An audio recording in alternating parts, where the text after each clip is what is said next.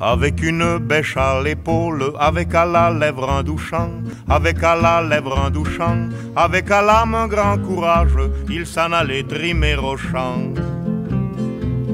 Pauvre Martin, pauvre misère, creuse la terre, creuse le temps. Vous avez reconnu la voix de Georges Brassens, vous avez reconnu le tableau de Jean-François Millet. On fait essentiellement des mises en relation de créateurs d'activités nouvelles dans un territoire qui est le Grand Gâtinais, sud des Sols, sud Seine-et-Marne, nord Loiret, nord de Lyon, avec la recherche, avec des investisseurs, il y a des business angels dans ma salle, et on fait des événements de ce type. C'est le 28e, et c'est comme ça qu'on crée des liens. Donc Antonio Obispo va tout d'abord nous rappeler quelques notions de base sous les sols. Depuis 2 mois, j'ai rejoint l'INRA, et donc notamment l'unité InfoSol, qui est l'unité à l'INRA qui gère les bases de données et les programmes nationaux de collecte d'informations sur les sols. La roche-mère, il faut des organismes vivants, des plantes et puis des animaux qui vont dégrader un peu cette roche-mère ou la transformer. Il faut du climat et il faut du temps. Et globalement, pour faire 1 cm de sol, vous voyez qu'il faut 1000 ans, quoi. Donc c'est une ressource qu'on dit renouvelable, parce qu'effectivement ça se renouvelle, mais à très long terme. Ça se forme en fonction de la géologie, finalement, des roches-mères et du climat. Et donc, il y a une diversité de sols sur la planète. Et donc, ils ne vont pas tous se gérer de la même manière. Et pour bien les gérer, il faut bien les connaître.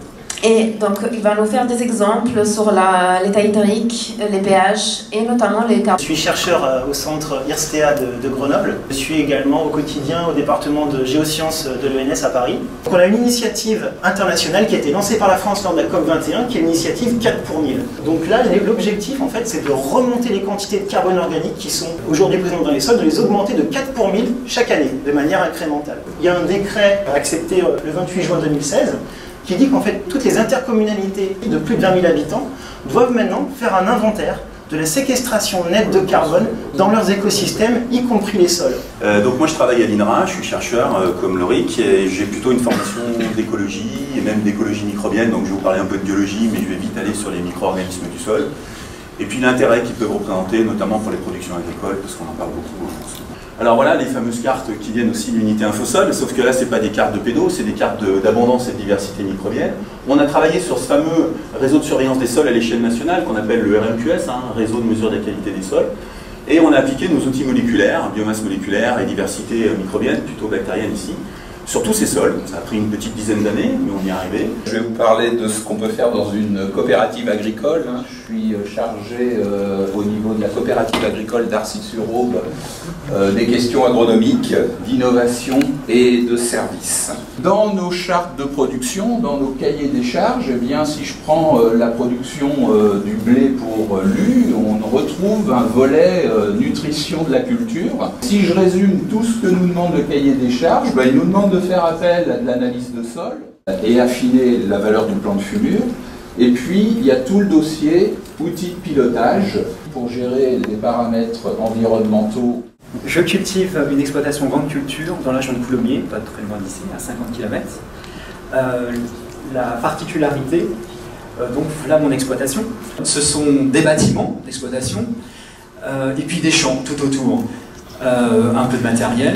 La spécificité de mon exploitation, la Seine-et-Marne fournit beaucoup d'eau potable pour la petite couronne. Près de la moitié des franciliens boivent de l'eau seine-et-marnaise. Moi, au milieu d'une parcelle, j'ai un énorme point, on va dire un captage d'eau potable, et donc j'ai eu, à partir de 2007, à gérer des restrictions d'utilisation de produits phytosanitaires et d'engrais. Donc j'ai été contraint de convertir 70 hectares en agriculture biologique. On suit essentiellement la CEC. La CEC, on ne va pas rentrer techniquement, pour nous agriculteurs, nos techniciens de coopérative ou les scientifiques nous disent c'est la taille du frigidaire de votre sol. Chose importante en agriculture biologique, comme on joue uniquement sur les mécanismes de la biodiversité du sol, on va suivre surtout l'indice de fertilité physique. Il est plus facile de faire du bio dans la Brie que dans les contreforts d'Auvergne. Quelle est la tendance générale des sols en France? Est-ce que la matière organique augmente ou est-ce qu'elle baisse? Donc il y a des régions où on est en train de gagner du carbone, il y a des régions où on arrête la chute, il y a des régions où on en perd, donc c'est très variable. Et ce surimpôt, on ne sait pas obligatoirement si c'est les pratiques qui sont derrière, ou si c'est déjà une amorce du changement climatique. Les 4 pour 1000 dont vous avez parlé, pour la séquestration du carbone, il y a une grande discussion en ce moment sur le glyphosate. Or, on sait que dès qu'on fait du labour, on perd tout le carbone qui est stocké dans le sol. Et donc, la question qui se pose, c'est est-ce qu'on fait du labour ou est-ce qu'on fait du glyphosate? On n'a pas vraiment d'effet du labour ou du non-labour sur les stocks de carbone dans les sols. C'est-à-dire qu'on n'a ni une augmentation quand on arrête le labour des stocks de carbone, ni une diminution quand on laboure. Parce qu'en fait, donc dans les zones qui ne sont pas labourées, on a plus de carbone en surface. Alors que quand on laboure, on a du carbone qui est mieux réparti sur l'ensemble du profil du sol. Maintenant, on va voir comment ces nouvelles technologies peuvent être développées pour faire en sorte qu'elles soient mises à disposition des acteurs économiques. Donc je laisse la parole à Mathieu Vallée. Moi je suis le responsable agronomique en gros du laboratoire Auréa Agrosciences, qui est en fait un laboratoire qui a 2 ans, laboratoire d'analyse de sol, qui est en fait la fusion de 3 grands laboratoires nationaux, Agrosystème qui est basé à Tours, SAS Laboratoire qui est basé à Orléans, et puis Laboratoire Centre-Atlantique, LCA, qui est basé à La Rochelle et à Bordeaux. C'est potentiellement des pistes sur lesquelles on peut avoir du gain de productivité parce que analyse qu'on peut rationaliser, toute petite quantité de prise d'essai, des automates qui peuvent faire les extractions, donc il y a des gros potentiels d'industrialisation. Encore faut-il là aussi qu'on se mette d'accord sur les méthodes de préparation d'extraction. Mon associé Rémi qui est là-haut est également agriculteur. On travaille aujourd'hui avec des outils qui ont cette tête-là, qui sont des scanners de sol qui nous permettent de mesurer en fait différents éléments dont je vais vous parler. Ils passent dans les champs des agriculteurs sur des largeurs qui sont à peu près tous les 10-15 mètres. On envoie un courant électrique dans le sol avec les 2 disques que nous avons au milieu de la machine. On récupère ce signal électrique et ce signal électrique il nous donne différentes indications qui sont liées globalement à la texture de votre sol.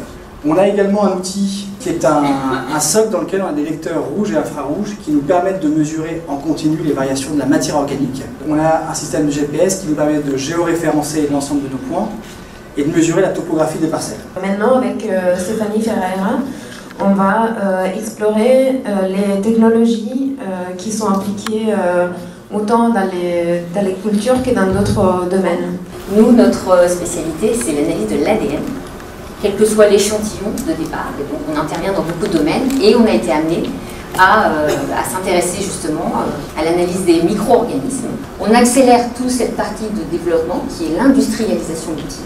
Il faut pouvoir produire plus rapidement, à moindre coût, standardiser, c'est ça le plus important. Il faut que vraiment les analyses soient reproductibles pour que demain on puisse les utiliser. Demain on veut faire de cet outil un outil de diagnostic. Et donc, il faut pouvoir positionner ces informations dans un référentiel. Le sol dont nous parlons, dont j'entends parler là, il fait globalement 30 cm la matière organique, les micro-organismes, ils sont 20 premiers centimètres à quelque chose près. Je voudrais juste rappeler que ce qui est en dessous peut avoir son importance. Qui est président fondateur de Terratech, c'est un pôle de calcul haute performance et qui est membre de l'Académie de technologie. Christian, c'est à toi. L'agriculture, c'est un des 4 secteurs de haute technologie qui va énormément se développer dans les années qui viennent. Et ça va changer beaucoup de choses dans les modes de culture, dans l'organisation de l'agriculture, etc. C'est un secteur économique formidable parce qu'il y a de la place, on a vu 2 sociétés ici qui se présentaient, mais il y a de la place pour développer tout un savoir de société au niveau de ces technologies et ça c'est très important. Et cette chaîne de valeur, ça va depuis la sélection des bonnes semences, des modes de culture, d'une certaine maîtrise des marchés, d'une maîtrise des outils de transformation, etc., pour avoir à la fin le pain de bonne qualité et qui satisfait le consommateur. Prochaine synapse. Notre rêve le plus cher, effectivement, c'est d'internationaliser tout ce savoir-faire en étant complémentaire de ce qui est fait à Lille, Montpellier, Clermont-Ferrand, etc. Mais pour l'internationaliser afin de nourrir une activité économique qui permet de tirer toute l'agriculture vers le haut.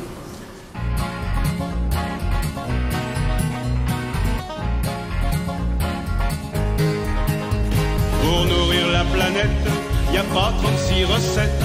Pour récolter du blé, avant il faut semer. Tuez pas les paysans,